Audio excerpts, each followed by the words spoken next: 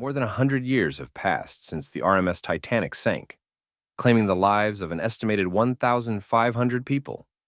This devastating tragedy left a profound impact on the world and remains deeply embedded in popular culture through movies, songs, books, and even a musical that honors its brave passengers and haunting history. While the iceberg is widely recognized as the main cause of the Titanic's sinking, many are unaware of the numerous contributing factors that compounded the disaster. Here are 10 reasons why the Titanic's sinking became such a catastrophic event, beyond the obvious role of the iceberg. Number 10. The hidden dangers of calm waters. It may sound surprising, but in certain situations, calm waters can be more hazardous than rough, stormy seas. On the night of April 14th, 1912, the Titanic's passengers experienced beautiful weather. One survivor described it as perfect serenity for miles, noting that the water appeared like molten silver. With minimal waves, there was no bioluminescence from plankton, which might have illuminated the iceberg and made it visible from a distance. At the time, it was commonly believed that icebergs could be spotted on clear nights from a distance of 1 to 3 nautical miles. However, the absence of moonlight due to cloud cover, combined with the calm waters, created a deceptive sense of safety. This led to lowered vigilance among the lookouts, and the ship maintained a faster speed than it likely would have in foggy or wavy conditions. Number 9. The deadly mistake of open portholes. Most passengers on the Titanic were sound asleep in their beds when the ship suddenly jolted. At 11:40 p.m., the vessel struck an iceberg in the North Atlantic Ocean. Naturally, the unexpected disturbance left many passengers curious about what had happened and why the ship had come to a halt.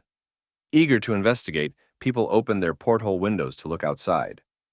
However, when they went on deck to assess the situation or evacuate, many left these portholes open. This oversight allowed water to flood into the ship at an accelerated rate, significantly shortening the time it took for the Titanic to sink. Titanic expert Tim Malton noted that just 12 open portholes could have doubled the rate of flooding. With hundreds of portholes on board and numerous curious passengers, the actual number of open portholes was likely much higher, compounding the disaster. Number 8. Hidden flaw in Titanic's construction.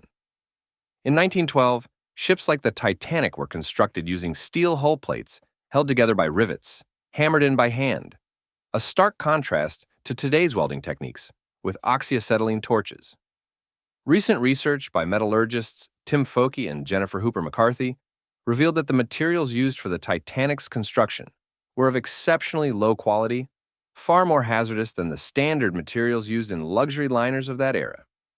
Although the exact reason is uncertain, it's possible that a shortage of high-grade rivets or a last-minute issue with the shipyard's equipment contributed to the problem.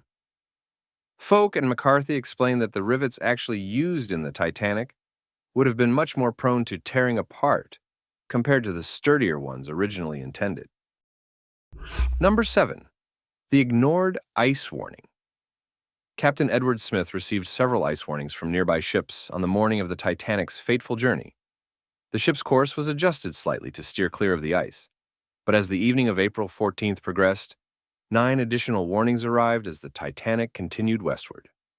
One critical message from the liner Mesaba, which ironically sank 4 years later, never reached Captain Smith. The Mesaba's wireless operator sent a warning about severe ice directly in the Titanic's path. This message should have been marked MSG, Master Must Sign, ensuring it was brought to the captain's immediate attention. However, due to a simple typo, the operator wrote MXG instead. At the time, Titanic's radio operators, including Jack Phillips, were overwhelmed, managing both passenger telegrams and incoming warnings. The Mesaba's urgent message was mistakenly dismissed and lumped in with other less specific warnings. Had this particular warning reached Captain Smith, its precise details about the ice directly ahead might have prevented the disaster entirely. Number 6. A desperate move that sealed Titanic's fate. In the moments leading up to the Titanic's tragic collision, First Officer William Murdoch sent a telegraph to the engine room, ordering the ship's propellers to reverse in a desperate attempt to avoid the iceberg. While it was too late to fully reverse the ship, the propellers could at least be stopped. According to scientist Richard Corfield, Murdoch's effort to save the Titanic may have inadvertently sealed its fate. The fact that the steering propeller was not rotating severely diminished the turning ability of the ship, Corfield explained. Ironically, the ship might have avoided the iceberg entirely had Murdoch not instructed the engine room to reduce and reverse the thrust. Number 5. The locked binoculars. A missed chance to spot danger. If only the iceberg had been easier to spot. If only the SS Californian had come to their aid. If only the lookout in the crow's nest had binoculars. Wait, why didn't the ship's lookout have binoculars? The reason stems from an unfortunate oversight involving a sailor named David Blair. Just before departure, Blair was reassigned from the Titanic to the RMS Olympic. In his haste, he accidentally took the keys to the crow's nest locker with him, leaving the binoculars locked away and inaccessible to the new lookouts. Frederick Fleet, a Titanic lookout, later testified that if he'd had binoculars, he would have seen it a bit sooner. When asked how much sooner, Fleet admitted he wasn't certain, but stated it would have been enough to get out of the way. Despite this, the official investigation concluded that the lack of binoculars was not a significant factor in the disaster. Number 4. A missed warning. Jack Phillips and the radio silence. Jack Phillips, the Titanic's wireless officer during her ill-fated voyage from Belfast to New York City, found himself in one of history's most unenviable roles. As the primary communication link for the ship while at sea, Phillips has faced speculation over the years that his failure to relay many warning messages from other vessels to Captain Smith contributed to the tragedy. One of the most striking examples occurred at 10:55 p.m. on the night of the disaster. The nearby SS Californian sent a warning, reporting that they were surrounded by ice. Frustrated and overwhelmed, Phillips dismissed the message with the sharp reply, "Keep out, shut up. I'm working Cape Race," referring to the location from which he was receiving passenger telegrams. It's said that the Californian's transmissions were so loud in Phillips's headset that they interfered with his ability to hear other communications clearly. This moment of irritation had devastating consequences. Not only might the Californian's warning have spurred the Titanic's crew into greater vigilance, but Phillips's decision to turn off the radio in frustration delayed the ship's eventual distress signal. This delay likely impacted the response time when the Titanic began her descent to the ocean floor just hours later. Number 3. The role of speed. Why the Titanic was sailing too fast. Most Titanic experts agree that the ship was traveling faster than it should have been on the night of April 14, 1912, when it collided with the iceberg. However, the reasons for this excessive speed remain a topic of debate.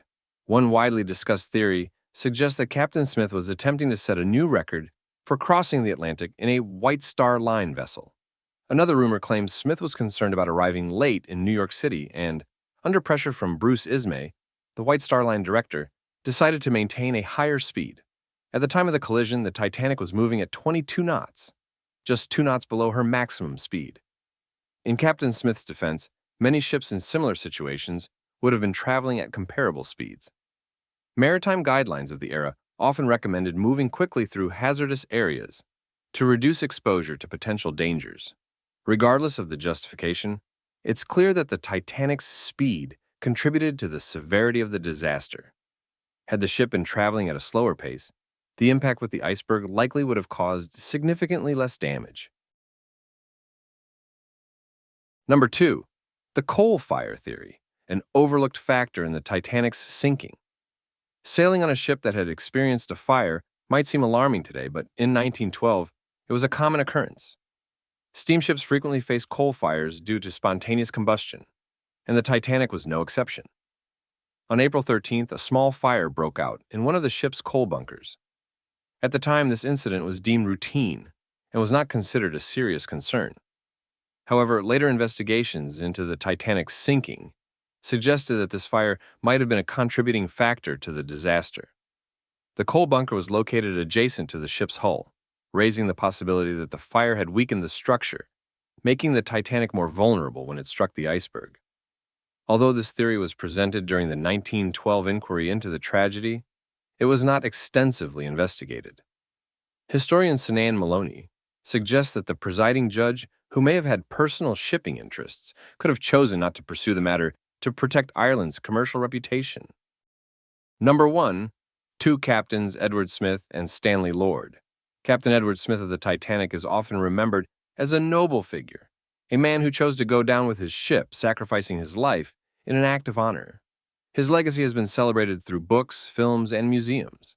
Unfortunately, the same admiration does not extend to Captain Stanley Lord of the SS Californian. Captain Lord was in command of the nearest ship to the Titanic during its tragic sinking. Many accounts suggest the Californian was within range to render aid. When the Titanic launched distress flares during the disaster, Lord was alerted by his crew. Exhausted from a grueling 17-hour shift, he reportedly dismissed the flares as company rockets, which were commonly used to identify liners from the same fleet. This fateful misjudgment would overshadow Lord's career and haunt him for the remainder of his life. His failure to act on the distress signals led to public outrage, and he was widely criticized as a figure of neglect. Shortly after the incident, Lord was dismissed from his position, forever carrying the blame for ignoring the Titanic's plea for help.